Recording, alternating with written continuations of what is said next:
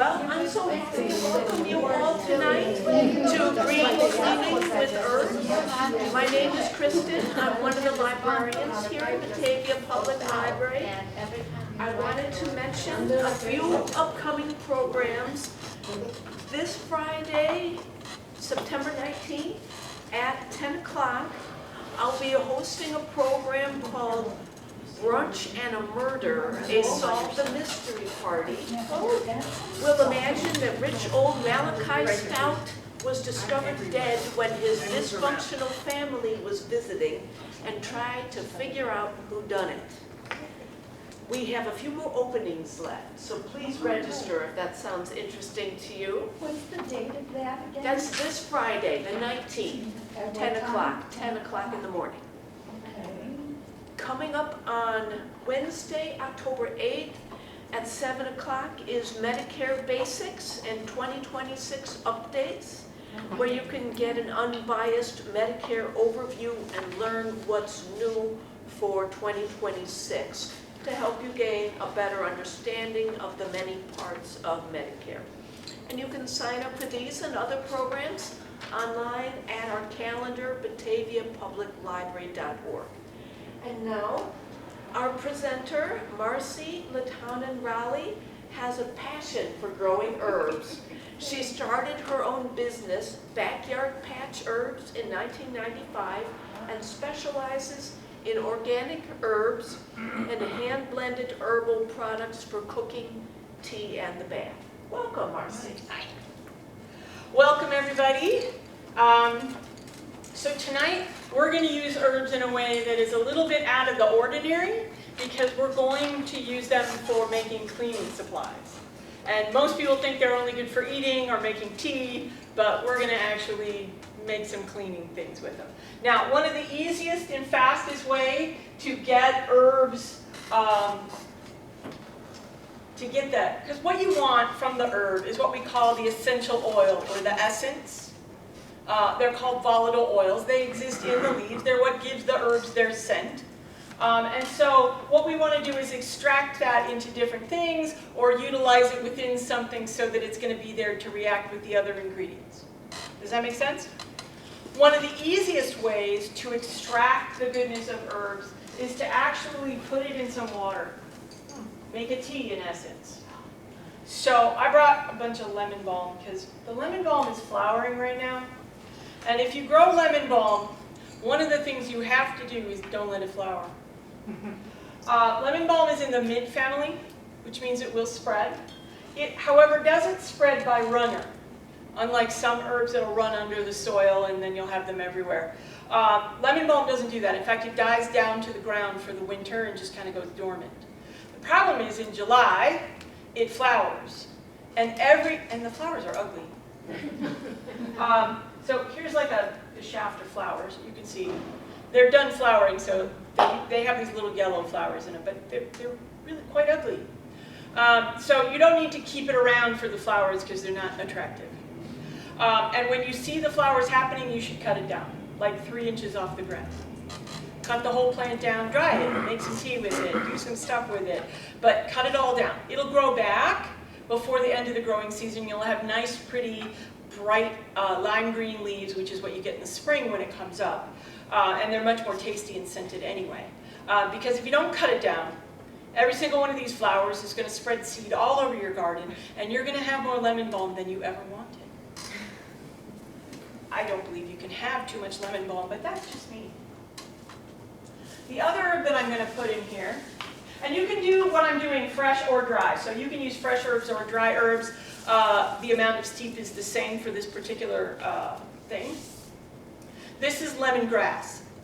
Lemongrass is a wonderful antioxidant, so it's good for you, but it is also an amazing germ fighter. It's an antimicrobial, an antibacterial, and an antifungal. So pretty much if you don't want it, this will kill it. In fact, vinegar made with this will kill COVID. COVID. Oh.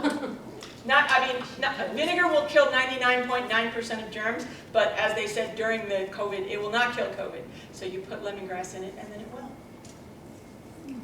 So I'm just going to put all this in the middle bowl, and then I'm pouring some water that I boiled earlier over top of it.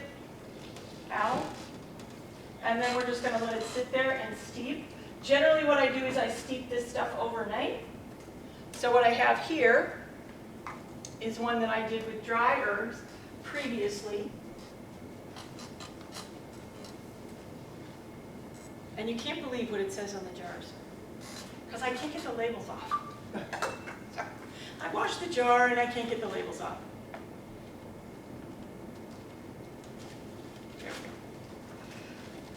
Coffee filters are your friend, especially when you're making any sort of infusion, because you want to be able to filter out the dry herbs, then you don't have herbs on your furniture or your floor.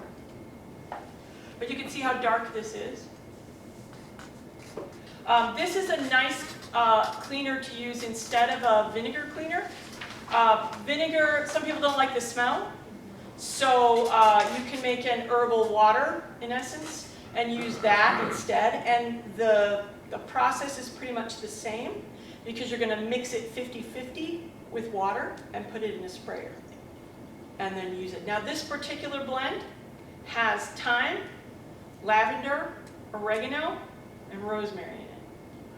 Thyme is another one of my favorite germ-fighting wonders. Thyme, the essential oil of thyme is called thymol, and thymol is a traditional ingredient in a lot of cleaning supplies. So that's where the name Lysol comes from. It's lye and thymol, Lysol. It has different ingredients now than it did, but that was originally what it was made with.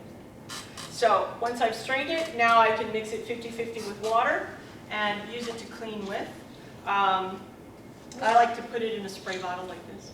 One question, how much herbs do we use? Just whatever you want. When you're gonna, I generally say, you know, you fill up the container. So that was why I kept putting it in the bowl until the bowl was full. And then you put in that much water. So if you use a pint jar, then you fill up the jar with herbs, and then you put in as much water as will fit. It's not an exact science, nor does it need to be. Especially if you're going to be leaving it overnight to steep, then you really don't have to worry, because it's going to become nice and concentrated because of that. If you were making tea, then the ratio is a little bit more important, because you're only leaving it in for a few minutes. I've got a lot of different things here. The basics of a, oh yeah, grab a handout please. The basics of a green, what did I do with that?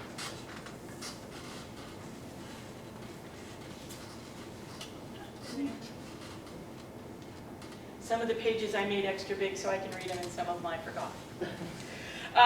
So these are all the ingredients. All of these are generally available at the grocery store. Some of these things are a little bit more rare, but you can pick them up at the Walmart. They have all of them at the Walmart. You can also get them at Menards. I haven't had luck getting Fel's Naphtha at Menards. I always have to go to the Walmart for that. But baking soda, real great for removing whitening, so stains. It's a good whitener. It's also it's mildly abrasive, so you can use it for scrubbing things. It's great for cleaning the grout, to making scouring powders with. Borax, which is sodium borate. It's a naturally occurring mineral that is mined. It originally came from Death Valley, and they brought it out by 20 Mule Team, hence the name 20 Mule Team Borax. Borax is great for removing stains, and it's also a disinfectant. Club soda, of course, if you've ever been out and you've spilled something on your clothing, you know club soda works as the bubbly and the mostly it's the bubbly action of it that helps to lift the stains off of the fabric. Cornstarch is good for absorbing stains. You can just kind of spread it on. I don't think I used it in any of my recipes, so I didn't bring any with me. Or if I did, it's in one of these jars I forgot to put a label on. If you want to remove stains or whiten things, hydrogen peroxide works really good for that. We're going to make a hydrogen peroxide bleach replacement in a minute. Also, you can use lemon juice for the same technique, removing stains, and it also lifts odors. Now, if you want something with a sudsing action, a lot of the stuff that we make doesn't have a lot of suds to it. So if you're used to that, you're going to have to let go of that because they're not going to be high sudsing with natural ingredients. But if I do want soap, I like to use a liquid Castile. There's a lot of companies that make liquid Castile, but this is Dr. Bonner's. It's my favorite. Dr. Bonner's been around for a long time. He makes his from hemp oil and coconut oil and a couple other things like that. He was a big believer in the usefulness of natural products. So all over the label is information about natural products and why you should use them and recipes and so on. So literally sometimes you have to turn the bottle different directions, but there's all kinds of stuff in there. So I'll pass that around just so you can take a look at it. It comes in different scents. And I like to use the unscented a lot, but you know, you can tell this one's lavender because it's purple. Where do you buy those? I get Dr. Bonner's. They carry at Target as well as the Walmart and the Menards. I also will pick it up at Fruitful Yield. Do we have a fruit? Yeah, we have a Fruitful Yield around here. Fruitful Yield carries a lot of these natural things, especially the essential oils. Doesn't say Dr. Bonner on it. Yeah, it does. Oh, it It's does. just really small right here. Yeah. Oh, thank you. Yeah. In addition to liquid soap, you can use olive oil, pine oil. Pine oil is nice if you've got wood floors. I tend not to use direct oil when making floor cleaners and floor polishes. It's just my personal thing. Partly that's because the floors in my house are fake wood. Pergola? Is that the right word? Veneered wood.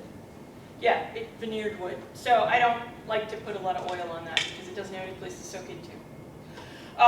Then the other big thing you're going to use is essential oils. Always buy 100% essential oil. Do not buy perfume oil. Do not buy potpourri oil. Potpourri oil and perfume oils actually have a carrier, and then scent is added to that, and it's usually chemically based. So the whole point is lost because the whole point of using an essential oil is this is a concentrated form of the herbal volatile oils that are extracted by a still. So you can't be making essential oils at home because you need a still to do it and thousands of pounds of herbs. My favorite place to use essential oils, and I should be clear, all essential oils are created equal. Doesn't matter what brand name they are. Nobody's is better than anybody else's, regardless of their marketing. It doesn't even really matter if the materials they use to make them are organic or not, because the process of distillation removes any other materials. So, now, if you're serious about that, a lot of companies will use 100% organic product to make their essential oils. Then you have 100% organic essential oil. If it's labeled organic, that's where the material came from. It was organically raised. It is hard to get the volume of material that you need for essential oils 100% organic, so it's going to be expensive. This is generally not. But I get almost all of my essential oils from one company. It's called Now Brands, because I like to buy Illinois, and Now Brands is headquartered in Bloomingdale. And they sell Now Brands at Fruitful Yield. That's their store version for. So the key is 100% pure, 100% essential oil. You're going to see that right on the label. The nice thing about this company is that it actually comes with a dropper in it, so you can just, because you use it by the drop. So you don't have to get one of these. I sometimes pull them out and lose them, so I just carry one with me just in case. Also, we're going to use some rubbing alcohol, salt, which is a little bit more abrasive if we want some scrubbing. You can also use plain white toothpaste for some things, especially polishing metals. And then also washing soda. Washing soda, okay, so baking soda is bicarbonate of soda, and washing soda is carbonate soda. So it only has one carbon molecule. This one has two. It's slightly more caustic. It will clean, it will deodorize, it will brighten, but it is slightly more caustic, so you do have to be careful if you're going to handle it. to check to be sure that you won't react to it.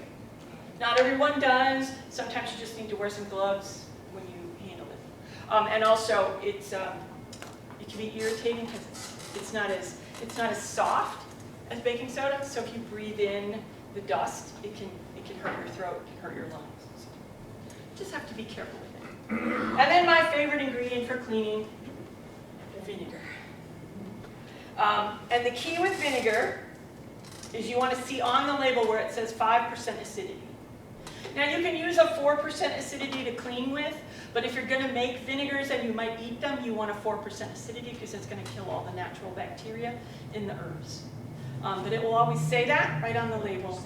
Now, they will sell vinegars that are 7 and 10%. Those are cleaning oil or cleaning only vinegars. You don't want to ever take those internally. They're way too acidic and they can injure your stomach. To avoid that hassle, since 5% is acidic enough for cleaning, that's all I buy. You can use vinegar plain, but I like to actually put herbs in it and make it just a little bit more pleasant for the nose and also a little bit more germ fighting. Now, I did say I like essential oils. Essential oils are awesome. One of my favorite things to make with essential oils, especially eucalyptus, which is not a big popular scent. It's what's in Vicks Vapor Rub. Some people like it, some people don't. But I make these dryer sachets, or dryer sheets. So they take care of the static cling in your, and they're really easy to make. You need a half a cup of vinegar in a container and a few drops of eucalyptus oil. And that's pretty much it. And then some fabric. And you can cut anything. I usually use cotton because then I can dry it in no matter what I'm putting in the dryer. But I tend to get funky colored fabric because then I can find it out when the laundry is dry. You know, I don't have a lot of clothes that are solid orange or solid pink. And so those tend to be the colors that I will buy and use to make these with. So do you soak those in the solution? Yes. Or do you spray it? No, you soak them. Okay. So what we have, we're going to put about 5 to 10. 1, 2, 3, 4, 5, 6, 7, 8, 9, 10. It's very scientific, I told you, very exact. And then I just mix it a little. And then I put these in there and let them soak. And the great thing is, you take them out of the dryer, they're dry. You put them back in. You just put them back in the solution. You don't have to worry, they didn't get dirty in the dryer. So you just take the, there we go. That So was, you're using a wet one? yeah, so you toss a damp one in the dryer. So there they are. And usually there is enough cloths in here that they're not quite this wet, but if they are damp, then I just wring them out and then throw it in the dryer. So it was vinegar and what else? 5 to 10 drops of eucalyptus essential oil.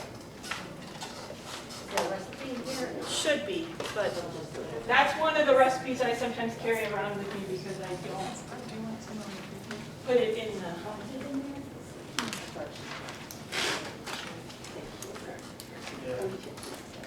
Is it in there? Mm-hmm. Yeah, there's no rhyme or reason to the order of the recipes, by the way. And the order I do them is totally different. If you want one, there's a Ziploc bag. Help yourself. And just keep it in a Ziploc so that it stays damp. Now, one of my other favorite things to make is to make a Febreze, which is a spritz the air, get rid of smells that you don't want. Now you can use vodka for this. I think I actually tell you to use vodka in the thing. But this is a library, we don't bring vodka into the library. Especially in the quantity we would need for this. So, we're going to use isopropyl alcohol instead. So the alcohol too, they have like 90% and 30%. I usually use the 90. Okay. So what is the difference with the other one then, if you use the? I do too. Well, you can drink the one that's 30, you can't drink the one that's 90.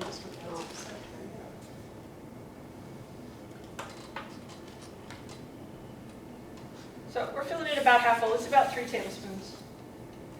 And then we're putting in water on top of that.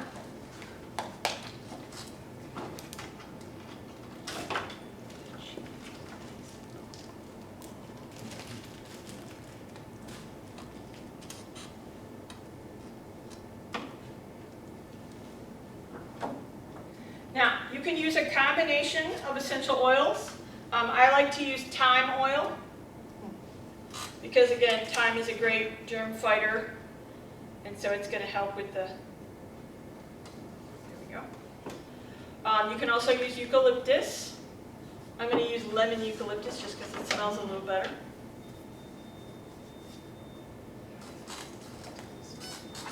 And then you can use tea tree oil if you like tea tree oil. I don't.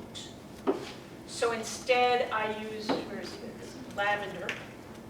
Lavender is a nice germ fighter and it smells good and it's good for your mood. So if you're using it for Febreze, then. Can you put all those in? Yeah, a couple drops of each one.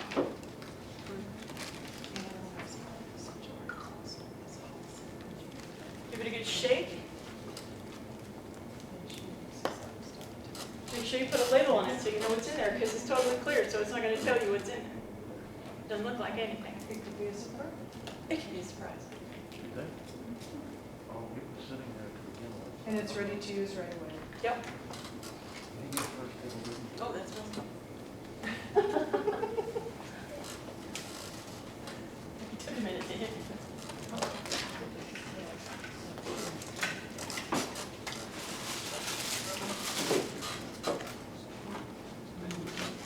Everybody has this. I'm going to set these here because you might be able to make those before you go home. But that's a quick and easy way to use essential oils. Another way that I like to use essential oils is to make deodorizers for my shoes. Because my shoes get stinky working in the garden. So I take an old sock and I fill it with clay kitty litter, which, by the way, is really hard to find. You don't want to use the modern stuff that absorbs the moisture because it just clumps and then you can't use it. You need the clay litter. I find you can find clay litter in the fall because people will put it in their car for traction for the winter. But until the fall, it's really hard to find in the store. But I just put some essential oil in the clay, and then these smell good, and then I put them in my shoes, and the action of the clay and the action of the essential oil, and it deodorizes your shoes. It's a great way to use old socks. Did you have this? Yes, we did. Yeah. Yeah, you're the last table to have that. You're the last table to have that.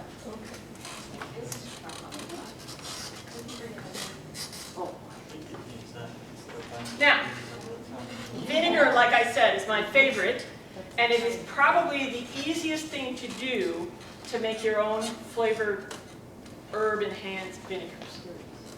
So you need a heat-resistant jar with a plastic lid. A what kind of jar? Heat-resistant. Then you need some herbs. We're going to put some lemongrass and some lemon balm in here. I could also do lemon thyme, but I didn't harvest any today. I was lazy. Had to bend over for that one, and I didn't want to. It was hot in the sun. So I'm going to put the lemongrass in first because it's easier. Do I have to be nice to it? No, I'm going to bruise it anyway, so I don't even have to be nice to it, which is why I don't have to have a wide mouth jar. I can just shove it through this little small hole, and it's fine. Same thing with the lemon balm. Get in there. Seriously, get in there. And then I just fill it up with vinegar. And you were going to use fresh herbs, right? Yeah, when you're making vinegar, you always use fresh. Although when you're making cleaning vinegar, you can certainly use dry. The reason that I use fresh is, one, I have it. And two, if I want to eat it, it tastes better. If you use the dry, it can often be a little stronger in flavor, and so not as tasty to eat. And when I do it this way, then I can decide, do I want to eat this vinegar or clean with it? And it won't matter because I made them both the same way. Well, any place you would use plain vinegar, you can use a flavored vinegar. So I use them to make salad dressings, marinades, splash a little bit on some fresh steamed vegetables, brightens them up a lot. Pretty much they're in a jar on the table and we use them all the time. So the next thing you want to do is you want to bruise them. So I fill the jar about 2/3 of the way, 3/4 of the way full, and then I'm going to get in there. Handle of a wooden spoon works great. This is a dowel that I broke. So I save things that I recycle everything, obviously. Even old broken dowels. I didn't realize it was quite that bad. Bruise it, and then fill it up the rest of the way. Now, if I was going to be in a hurry to use this vinegar, I would put it in the microwave and microwave it on high for 2 minutes. Hence the heat-resistant jar. But if I'm not in a hurry, then I just put the lid on it and I let it sit for 2 weeks. Once it sits for 2 weeks, it's ready to be decanted. The herbs can be filtered out of it and I can start using it. And you can see the difference. Here's the one I just made. Everything's still green. Here's the one I made 2 weeks ago. See the difference in color? That's because it took all the goodness out, and now it's in the vinegar. And the vinegar is no longer clear and white. It's got some color to it. Depending on what herbs you use, it'll get different shades of color. When I'm making cooking vinegar, I like to use purple basil vinegar because it makes burgundy-colored vinegar, but you don't want to clean with that. So then we use our funnel and our coffee filter, and we decant it so that we can use it to make stuff. Because you don't want those little bits of herb in whatever you're doing. Thyme is an awesome herbal vinegar because thyme, again, big germ fighter. So making a herbal vinegar with that in it is great. And this is the lemon balm. This is just lemon balm in this one. I had harvested too much of the lemongrass. I had to let it grow back.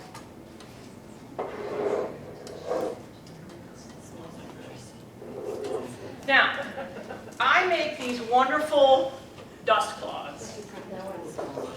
They are, the coolest thing about using vinegar to make a dust cloth is that vinegar is a negative. It's a negative ion. And so when you make a dust cloth with vinegar as your base, you create a dust cloth that is not only going to remove dust, but it's going to leave the surface negative.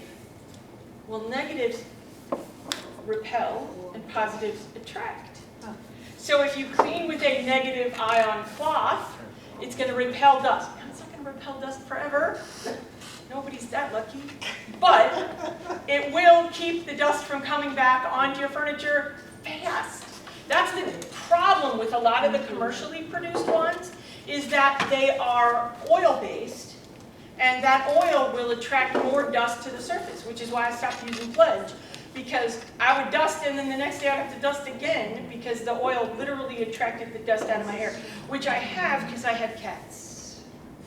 So the cats run around the house, the wood floors, and shake all the dust back into the air. So this is my favorite. We use, where's my vinegar?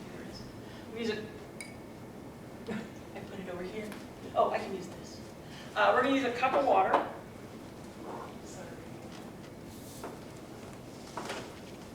I'm going to Is the water hot, by the way? It was hot. Okay. Now it's really not. That's the thing about a hot pot. It doesn't stay hot very long. I can put this on the side. This is the one I used in college, so incredibly inefficient.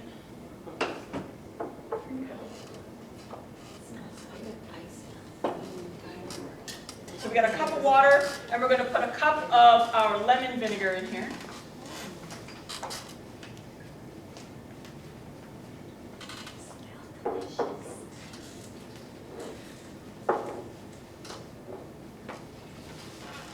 Now you could add lemon peel if you wanted. I don't, just because it's a hassle.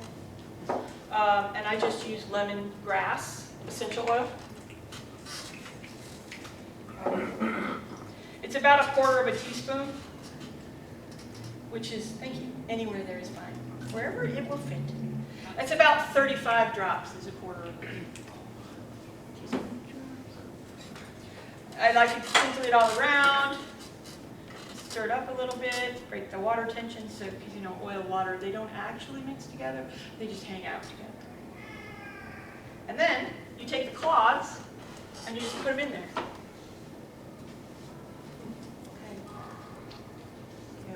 Now you can use cut up cotton t-shirts. You can use cut up cotton fabric.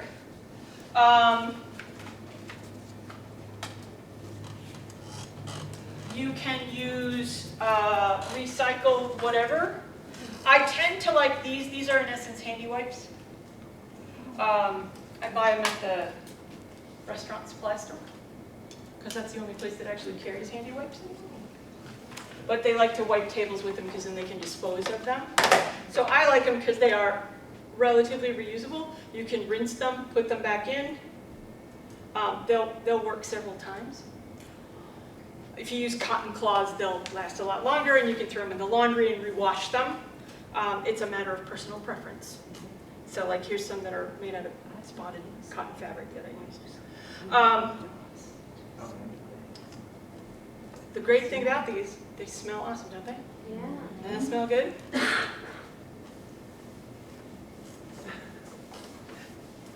It gets the dirt off. See, they thought the table was clean.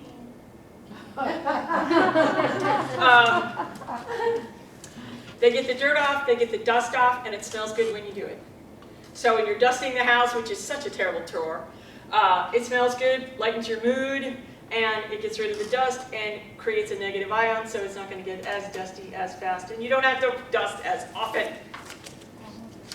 You have to understand, my house, I have a 1918 bungalow, so my house is 100 years old. All of the furniture that I have in it is from my grandparents who also lived in a 19-teens bungalow, so I inherited all this wood furniture, and it's all walnut. So of course you see the dust on it. So I spend a lot of time dusting, and I have 100 bookshelves. So the good news is, we've made them. You may have them. You can have the cotton ones, you can have the not cotton ones, your choice. And you can keep them as long as they stay damp. They will never mold, they will never get funky, because the lemongrass essential oil kills bacteria. So you can, I literally make them and put them in a pint jar, or I leave them in this plastic container. So you can make a whole bunch of them, you don't have to worry about them getting moldy, they'll keep forever. And then you just take them out and dust with them. And when I put them in a jar, then there's a little bit of liquid in there. I can rinse them out, put them back in the jar with the liquid, and re-energize them. Help yourselves. And if you want one of the new ones, they'll be ready in an hour. You use it on your wooden furniture. Wood furniture. So bookshelves, wooden tables, armchairs, dining room table. I like to use it on the dining room table, especially because my dining room table is from the 1930s, and it's a veneer that's slipping. And so I can use this, and it doesn't get it too wet, and yet I'm killing all the germs from having eaten dinner on that table. Now, salt's a good scrubber. As I said, baking soda is a good scrubber. It's also really good for scent absorption. So if you have musty smells, things like that, it's also really good for ants.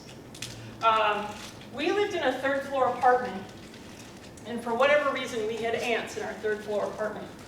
And I could never figure out where they were coming from, but they came in along the baseboard in the middle of the apartment. So I was like, well, I don't know what to do about this. So baking soda. Ants follow other ants. They lay down a scent trail, and then the other ants follow it, which is why you see them lining up and running in. So if you can break the scent trail, then the ants will get confused and they will go away. So I just layered the edge of the floor right where the carpeting hit the woodwork, where the ants were coming in, all along that central wall in my apartment, and put the baking soda in there, and they left. And they never came back. They're like, no, man, that's too much work. Now, the good news is you can use this on your carpets also, and if you put some herbs in it, then what you get is a wonderful scent, and you just spread it down on the carpet, and it's not going to hurt your pets, even if they walk around on it, because you kind of want to leave it on there overnight. So you sprinkle it on the carpeting, leave it there overnight, vacuum it up in the morning. If the cats walk around on it, so they have baking soda on their paws and some herbs. So you don't use essential oil in this because you don't want the cats to walk on it. Essential oil is not good for cats. So this is, this one has lavender in it, and this one has pennyroyal and coriander and lavender in it. So this one is slightly more musky. Manly. It's manly. Because my husband uses that one.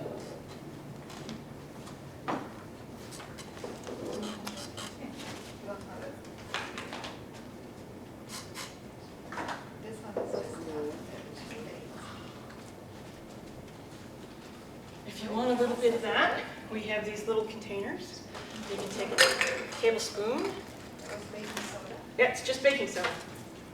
I just get a big bowl and I make it. It takes about, you use a box of baking soda and 3/4 of a cup of rosemary and half a cup of lavender, and that's enough for a big size carpet.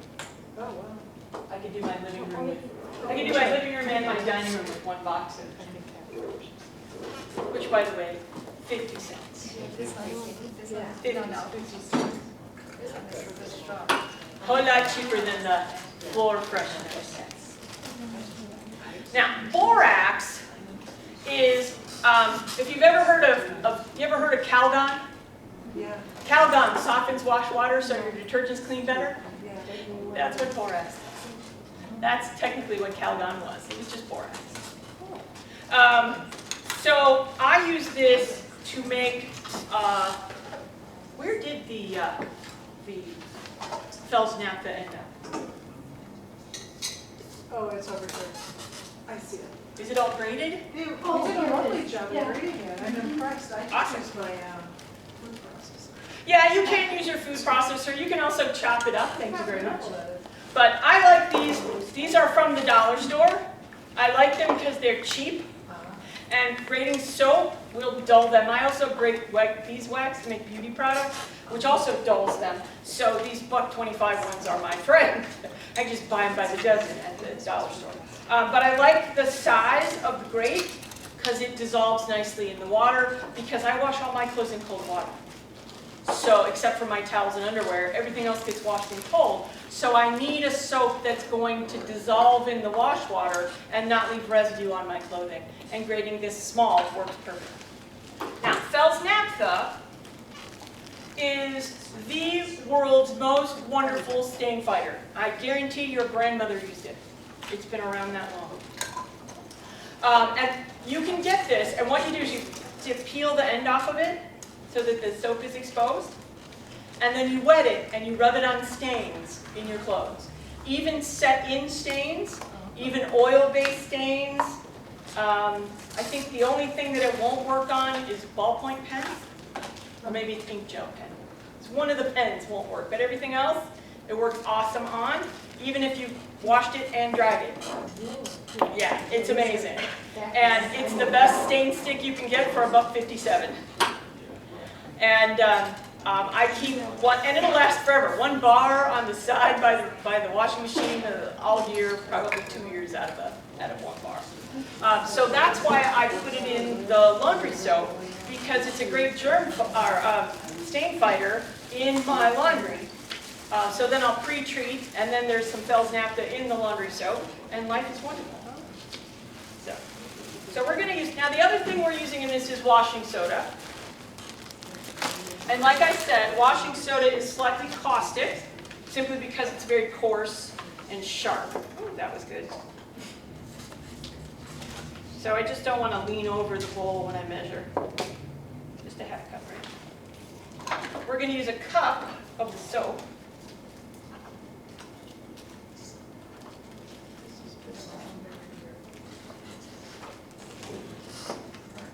And then we're going to use a half cup of the borax.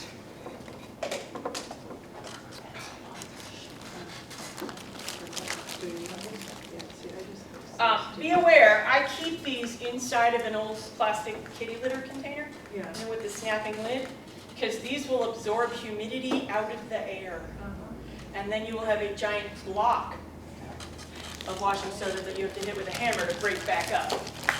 So I like to keep them in the box inside of the kitty litter container, and then they stay nice and soft. That makes sense, because mine is open source. And then we use just a half cup of the baking soda. Can you review those amounts again? Yes, I can. This recipe I know is in your handout somewhere. Oh, okay. But it is 1/2 cup of everything except the Fells naphtha, which we're going to use 1 cup of. And then we need a half cup of salt. And regular table salt is fine. Thank you. You can also use kosher salt if you want to, but I just get regular table salt. It's cheaper. And if you get the iodized stuff, then you don't have to worry about it getting hard. It all depends on if you have any allergies to iodine.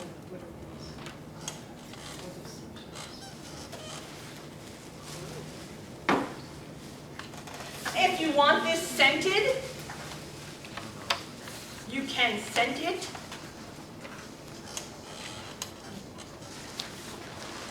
I generally don't. I don't like my laundry to smell like stuff. My husband wears cologne, and I don't want to clash with his cologne with the scent of his laundry. So, I don't wear perfume, I just wear herbs. Because I go out and touch them, and I smell like herbs all the time.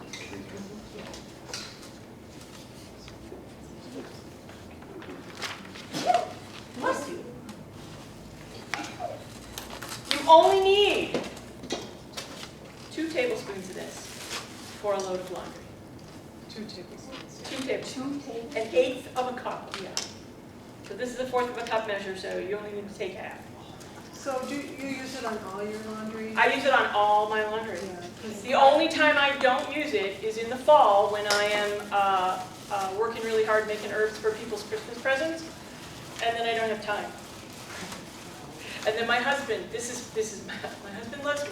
This is what my husband does. He comes home with a container of Tide. Now he knows I make our laundry soap, and I'm like, why did you buy Tide? And he goes, because I knew you were busy and you wouldn't have time to grate soap.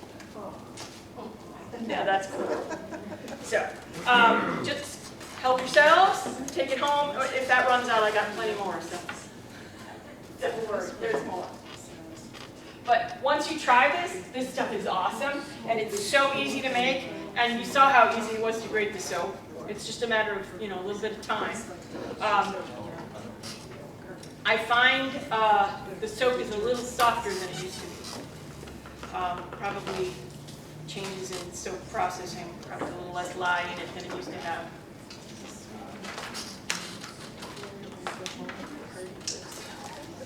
Now, I did tell you I would teach you how to make a hydrogen peroxide lemon juice substitute for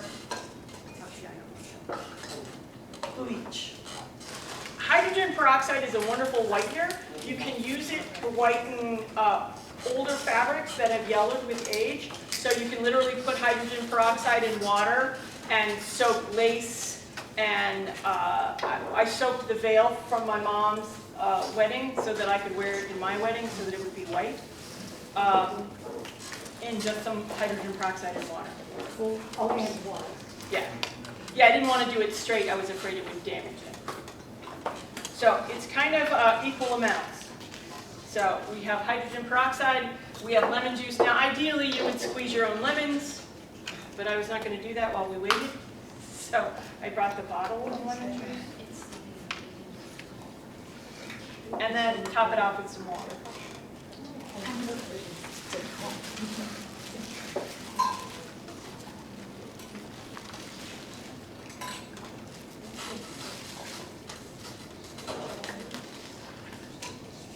kind of more or less equal amounts of each.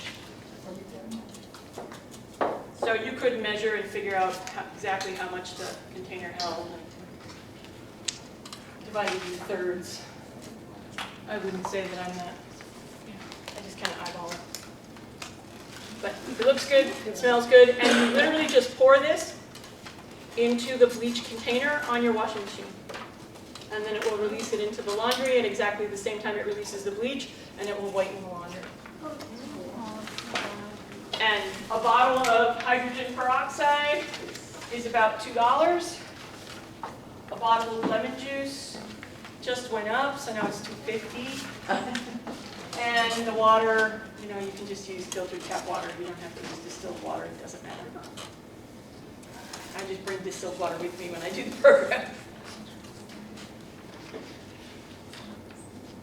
And this one may or may not be in the handout, I don't know, but it's equal amounts of all three. Lemon juice, hydrogen peroxide, water. That's it. Nothing special. This is the what? Yes.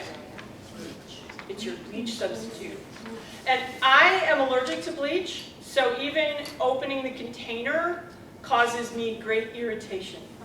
So this is awesome for me because then I can whiten linens and tablecloths and things and not have to worry about they're going to irritate me even when I fold them.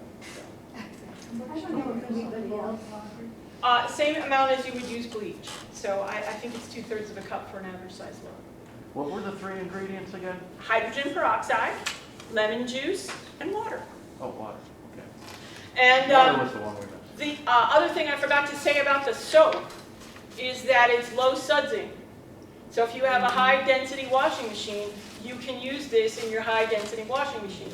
And unlike a lot of commercial detergents, this is awesome because if you leave your laundry in the washing machine, you know, and forget about it, and then the next day it smells nasty and you've got to wash it again, right? If you wash with this soap, your laundry will not smell and you'll just be able to pop it into the dryer. You will not have to rewash it. What temperature do you use for towels? My washing machine only has hot and cold. Oh, okay. So I don't know what its hot is. I'm assuming it's probably around 180 degrees. Yeah, okay. Because I just have an old Speed Queen.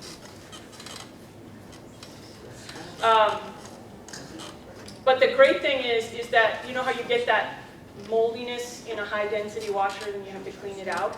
This will make the need to do that less, you will have to do it less frequently. Because again, it's not fostering bacterial growth. Any questions? So far, I haven't done anything that is too frightening, have I? Okay, that's the whole point, is that you can go home and do this yourself. The wonderful thing about lemon juice is it is a great grease cutter. That's why they put it in a lot of cleaning supplies and materials, so you can use it in things. Like I will, it's an acid like vinegar, so if you mix it with baking soda, it's going to do what? It's going to fizz. Yeah. It's going to fizz. So what I do is I will put lemon juice in a spray bottle and then wet baking soda with water and a toothbrush and put it on the grout in the bathroom and then spritz it with the lemon juice and then walk away. Let it fizz and do its thing and then come back later and rinse it off. And it will whiten and kill the germs in the grout. And if you got darker spots, then you probably have to go back with the toothbrush and be a little bit more serious. But for the most part, nice general cleaning, it's wonderful. Now, another thing I like to do with baking soda is to make toilet balm. And for this, you need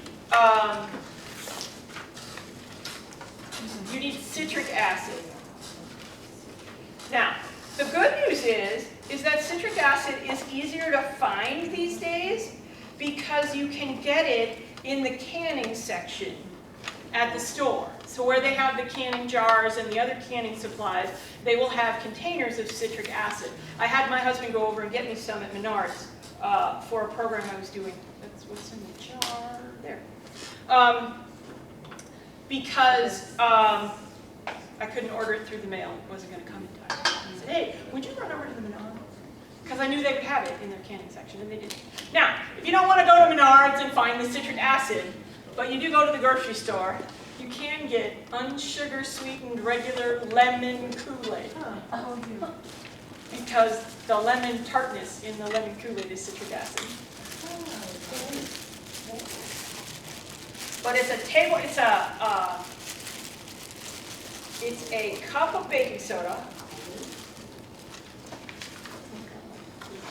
Oh, you guys have it. So I gotta find my tips. And we're gonna use a quarter cup. 1, 2, 3, 4.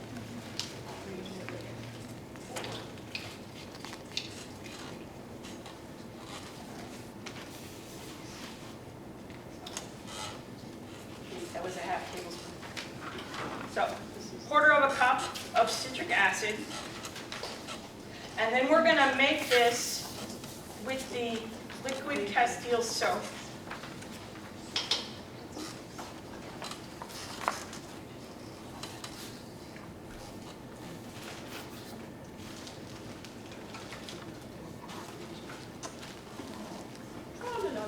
There it is. Yeah, I don't. Is it? The other one around here somewhere? Yeah, it's right there. Oh, cool, because this one's not open. I don't want to have to try and struggle and get that safety ring off.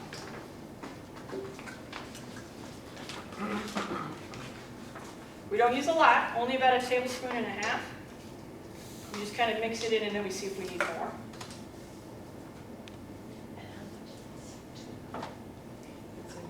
This is the toilet bombs, and they should be in your recipes.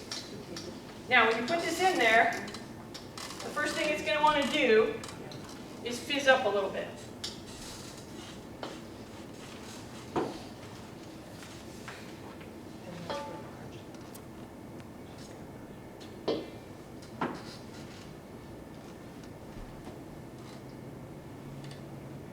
What did you just add?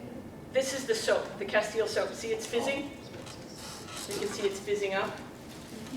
So we just stir it, and that'll stop that process. Because there's more baking soda than there is liquid, so eventually it will just stop. And then once we have, not necessarily a paste, but something that will stick together like cookie dough, then we can press it into a mold. And you can use an ice cube tray. Do we need more? Yeah, Oh, they got it. I think we got it. Oh, cool. I say I have containers. We need more. Don't be shy. So you can see now it's sticking together when I push it against the side. So that's perfect. I like to do them in these. Rather than an ice cube tray. So I just put it in there. Press it down. I could press it down with my fingers, I'm just not. You don't have to. There's nothing on your fingers that will be dangerous. Once it's pressed in there, then I just put the lid on it, stack them up under the sink. And when I want to clean the bath or the toilet, I just pop it open, dump it right in, it fizzes all up, and then I swish, and everything's gone. Because it's baking soda, it's going to work on hard rust stains. So if you get that, orange lovely residue in your toilet, I had well water. And everything in our house, every sink, every toilet was orange. I used to put this in the toilet, in the tank, in the back, because that would get orange. And then it didn't matter if I cleaned the toilet, it would get orange right away because the water in the tank was stained from the stuff. So that made it, I would just put it in there. And it beat buying one of those 9,000 flushes, which I was never sure what was in there. And I worried what it was doing to the pipes. Again, it was another old house, and I was concerned. So. Any questions? So you put it in the ice cube tray? Yeah, you can put it in the ice cube tray, and then I just let it dry. It'll dry, they'll harden, and you can pop them out, and then put them in a Ziploc bag and tuck them under the sink. And with those, you reuse them. Yeah, exactly. I use them over, I just stack them back up and fill them back up again. Yes. What was the citric acid? Citric acid is literally a white powder extracted from citrus. You can buy it in bulk. They sell it in the canning section at the store, so where they sell the canning jars and the lids and all of that, because you need to add citric acid to anything you're going to water bath can to raise the acid levels so that it kills the bacteria. And since our new hybrid tomatoes don't have as much acid in them, you have to augment with citric acid. So it's why it's so easy to find in the canning section these days. Okay. Because it used to be you always had to order it. I used to have to order it through the mail. Back when Amazon was new, I would order citric acid through the mail. You can also, if you can't get citric acid, just use lemon unsweetened Kool-Aid, because that has citric acid in it as well. And they make dish soap with it too. I don't recommend that you make your own dish soap. I don't even think I gave you a recipe for it, because the reason that I don't make my own dish soap anymore is because it used things like washing soda and salt, which are very abrasive. And when you use those in a high-powered dishwasher like the ones we have now, it will literally scour your dishes. And so your clear glasses will become cloudy, and it will take the print off of some of your plates. So take that off. It is on. Is it? It is, so we can just cross it out. Yeah, I would recommend not making that. Okay. I mean, I used to use it, and all of the clear glasses that I had just became all cloudy. Okay. And I was like, oh, it's the dish soap. And you know, the new washing machines and the new dishwasher detergent is formulated to work at the proper temperatures and to do what it's supposed to do, so it actually is better. It's not my favorite idea, but we hand wash a lot of our dishes as a result. On that topic, using the dishwasher, using regular dish powder, my glasses sometimes, my glasses get filmy after a while.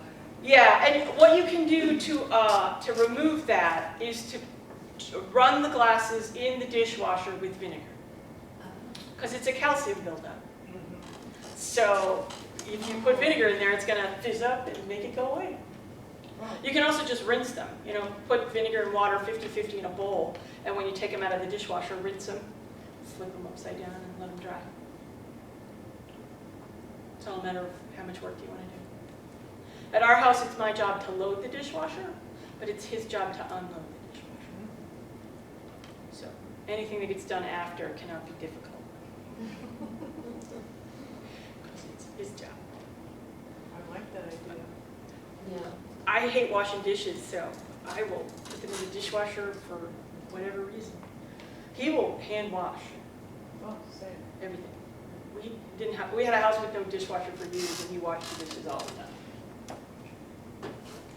He used to wash my dishes when we were in college, because I just had a tray and I just stacked up all the dirty dishes on the tray until the tray was full, and then I washed them. And he would come into my dorm room and take the tray to the bathroom and wash the dishes.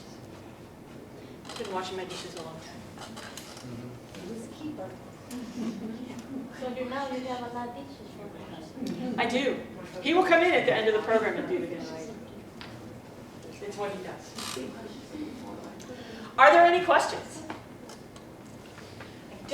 I don't have too much more to say.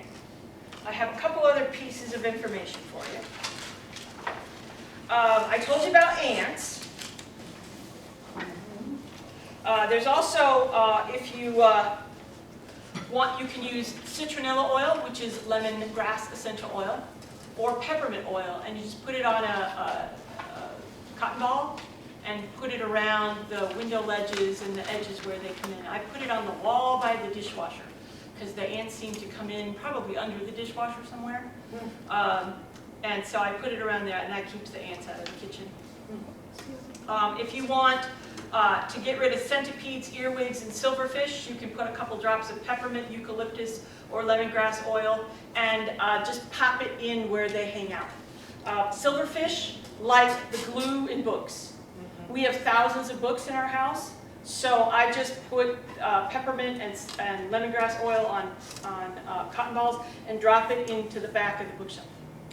And then that scent keeps them from hanging out on my bookshelves at all. For what, for Silverfish. Oh, They're called silverfish, yeah. You'll see them when you open up an old book sometimes, because they feed on the glue that the books are. How about spiders?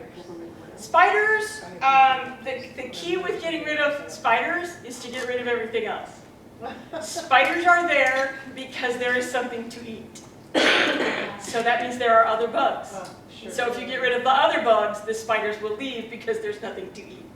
Squirrels. So that's the thing, you know, if you don't, there's nothing I can do about squirrels. Yeah. Sorry. You grow my plants. My solution to, my neighbor has a rabbit warren, and not on purpose, but they all live on her yard, is to raise my plants up. Because everything that's on the ground they eat.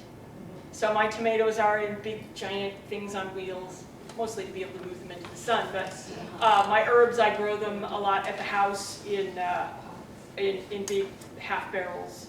My herbs in my garden are in raised beds with no walls, so the dirt is hilled up. So my solution there, because of course the rabbits could just run up the hill, is fodder. So the entire garden is fenced, but they can get right in and under the fence. So I planted parsley all along the fence. And so they run up to the fence and they eat the parsley. And then they're full and they leave. So it's a fodder plant. I don't ever harvest that parsley. It's there for the rabbits to feed off of. And some rodents don't like parsley, I found. So they don't cross. So I don't get striped ground squirrels. I do get squirrels, but I don't get ground squirrels. You seem to like lemon balm. Is that an annual or perennial? It's a perennial. Oh, It dies back at the end of the year, comes back every year. It's lovely and it's beautiful, bright green color. It's very nice to see in the spring. It's really early and it's a wonderful mood lifter. The scent of lemon balm is really great for mood, and so I like to grow it and then touch it and run into it and put it wherever I walk. Yeah, that and lemon thyme are my two favorite scents. I will put lemon thyme in the sidewalk so I can step on it. Release the scent. That and scented geraniums. Scented geraniums are great to eat. They don't do anything for cleaning. So no scented geraniums tonight. And the lemongrass, you had some of that. Yes. And they look pretty long. They are very tall. I actually use lemongrass. It can get, this is a short frond. It will get 3 times this in length. I use lemongrass in my pots instead of spike. So as a scent, because it will grow up and fountain over and it looks really cool, and I will plant flowers around the edge of it and then it just looks really nice. And spike is a useless plant. It doesn't do anything except look pretty. So I like my flowers to look pretty, but I'll put lemongrass in the middle and then I can harvest it because it has all these wonderful germ-fighting properties. And you can make tea with it and cook with it. And I grow the vegetative style of lemongrass. There's also one that gets a bulb on the end, like a fennel. And then you can cut that up and use it as a vegetable. It's good in stir fry. But I grow the vegetative one that doesn't create the bulb because it's easier to grow in a pot. And when they say on the TV that we're going to have a hard frost, I go out and cut all the lemon balm down, or lemongrass down. Because lemongrass will not make it through a frost. It's from India. So it goes, no, please. Do you dry it? Yeah, and then I hang it. I usually pull it out by the roots and hang it upside down. Okay. But it'll come back. It won't come back. Oh, it doesn't? It won't make it through the winter. So even if I pull it out by the roots and bring it in the house, it's like, no. It wants to grow in the ground. We should be able to find lemongrass. Yeah, plants I'm and finding just it in the very garden easily. center. Yeah, I used to have to Yes. grow it from seed, but now I just buy it in the garden center. My favorite place to buy, which isn't that far from here, is Hacker's Glenbard Gardens, which is at the corner of North Avenue and 53. I think that's technically Lombard right there. Hackers has been in business for over 50 years, and they are wonderful for growing a variety of herbs And if you want a particular herb, they do start things from seed there. And so you can ask them, and next season they will probably grow. Oh, wow. So they carry holy basil, which is a big herb I use for herbal teas. And it's very hard to get in plants. And I hate growing basil from seed, regardless of what kind it is. So I asked them, could you grow holy basil? And so they experiment with different holy basils every year for me. So this year it was bubblegum, which has a much more pleasant scent because holy basil has a very pungent, earthy scent, and not everybody likes it. I thank you all very much for coming tonight. Oh, you know, I didn't do this one. I should. This is the peppermint The way it is, you just cut it and put it in there. spot In the jar. shot. It's the peppermint rug cleaner, spot cleaner for your rugs. And the reason I like this, it's peppermint essential oil, and I can't remember the other two ingredients. I know it's got Castile soap, but the key is the blender.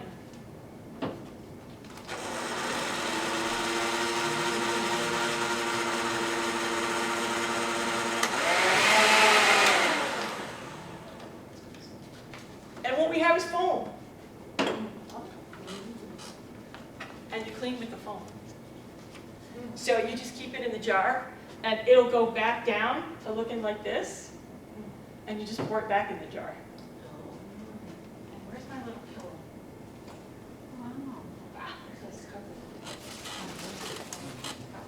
And so what you do is you have a damp sponge, and you just get a little bit of the foam, and you rub it on stains on your carpet, and then you go back with the damp sponge and you wipe it off. What kind of stains? It works on pet stains, it works on wine stains, it works on food stains. We had a house that was entirely carpeted, and between the cats and me spilling food, I had stains all over that lovely tan carpet. And so this was my solution to that. What is this now? This is the peppermint spot cleaner. So what else is it? Oh, you could use it on But you can use it on carpeting, you can use it on upholstery. Right. Yeah, any fabric. So I've been cleaning this this pillow that I spilled tea on for all of the programs I've been doing this year, and I pretty much got all the stains off of it except this corner. Would you run fragrance? Or the No. peppermint foam. It's the peppermint foam. Yeah. Yeah, water, soap, and the peppermint. It's not a lot of ingredients. It's the Castile soap again. Marcy, It's on the page with the pink chair. what is your recommendation for hardwood floors? I think I gave you the recipe for the wood floor cleaner in there. I have, is there wood? Oh, there it is. Oh, my God. It's on this page. I see it, I missed it. No, yeah, it's right here. Yeah, there it is. Does it say, there's several It is different there. floor cleaners. I gave you Mop It Up, and, but the one that's specifically for wood floors, and you put it in a spray bottle, Yeah. and you spritz it on the floor, and then you wipe it up. And why is that recommended to like spritz these? Because you don't want to wet the floor so much that the wood warps or becomes spotted from water staining. So you just do it in small sections. And I like it because I can do it fast. I can put a microfiber cloth on my Swiffer, spritz the floor. Company's coming in 20 minutes. We're good. I don't have to get out a bucket of water and do all of that. But there is one that I do use when I want to do a deep clean. That's the Mop It Up. And that one I put in the bucket, and yeah, I got one of those ones that spins the water out.